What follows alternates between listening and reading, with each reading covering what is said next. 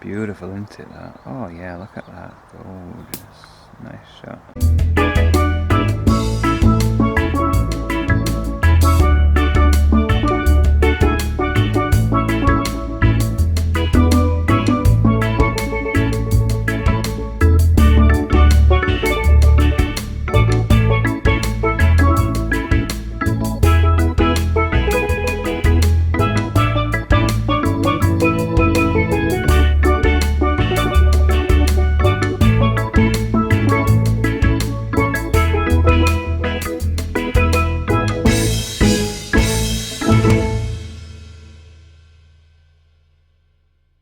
Hello, welcome to Exotic Ghana UK, Yorkshire Kris Weekly, and on this week's episode we'll be taking another look at my mini tree fern forest.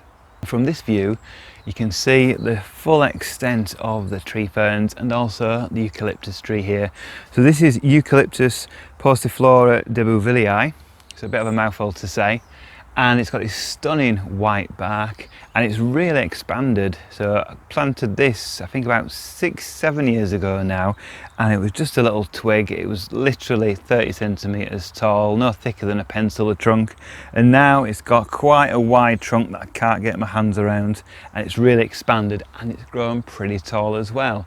And this provides some cover for the tree ferns, so it has dappled light at this time of the day. So in early morning we do get sun on a lot of these tree ferns, but not all of them, but for most of the day they're in full shade. And on this tree fern on this eucalyptus tree in summer we have the Spanish moss hanging down. So we've got a bit here, we've got a large bunch of it here as well. That sort of adds to the exotic look of this part of the garden. And the tree ferns have really grown really well. They've kept most of the leaves from last year, even though it was a very cold winter and we lost all the leaves off the tree ferns closer to the house. But because of the shade and because of the cover from the eucalyptus trees and the laurel next door, it's managed to keep most of the leaves. And then this new flush of leaves have been absolutely spectacular this year. And the reason the leaves are so lush and so large is because I've got an irrigation system. So I'll just show you my irrigation system a little bit closer. And if we take a closer look at this area, as well as the tree ferns, including this double-headed tree fern, we've got some ground ferns as well. And I've just used sort of British natives really. So we've got this wonderful little soft fern down here, and we've got a cristata over here as well that you might be able to just pick out. This is quite a fancy form, but I planted these because they're semi-evergreen, so they'll remain sort of greenish if it's not too hard a winter. And then in spring you can cut back all the old foliage and you get a new flush in spring like you do with tree ferns. But these are really hardy, so they don't need any protection at all. And then I've got some bulbs coming up in spring in this area, so it's got some interest all year round.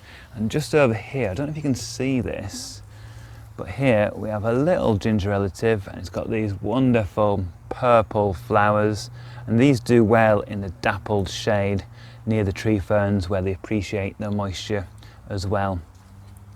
And my tree ferns, as I mentioned earlier, they get watered quite a lot. So they'll get watered when it's really dry every day, but in a normal week where it might not rain much, then I'll water them sort of 2 or 3 times a week for about 20 minutes, something like that, with these little drippers. So what I've got set up is for every tree fern we've got a little pipe like this, and it goes up and it goes into the crown, and then water will just pour out at the end. And these are all connected via a hose to a tap.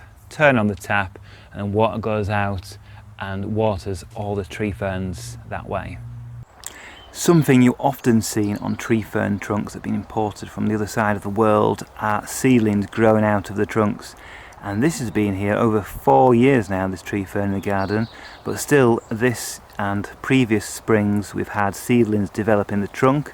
They've hitchhiked their way across the world, including probably this sort of half-hardy acacia here, and this one's grown about 30-40 centimeters this year with the typical acacia-like leaves, but also some strange little leaves a bit like mistletoe as well. That will more than likely die off in winter, it might just defoliate or it might properly die off, but it's got no long-term future because it won't survive growing outside of this tree fern, especially in the cool conditions in the UK. It needs to be a big tree in the ground really, but it just hitchhikes its way across the world trying to grow wherever it can in my Yorkshire garden. So behind me we've got my mini tree fern forest that we planted up 4 years ago. I'm going to have a walk through and take a closer look.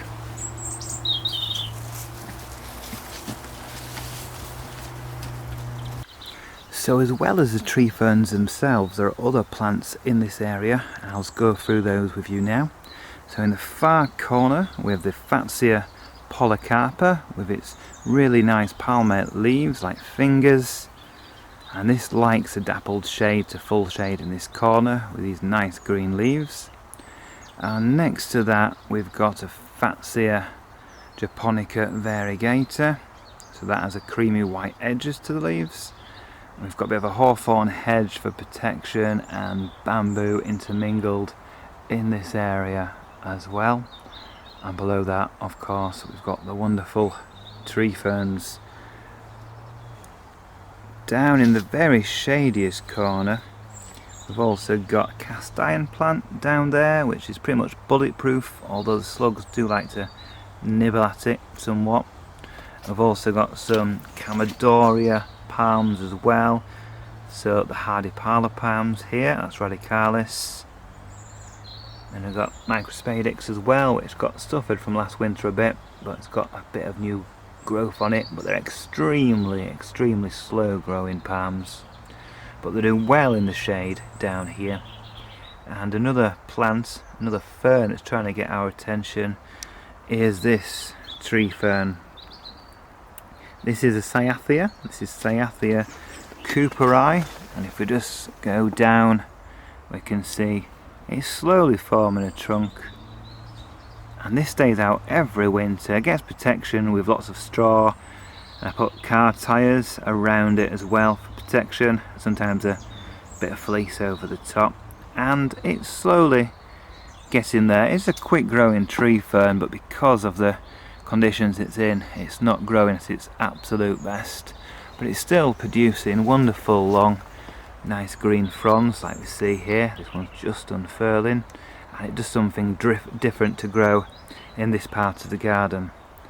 And now another fern that's really nice to grow is Lophosauria, which is this one down here, and that's a small leaf in front of us, but we've got some bigger leaves as well.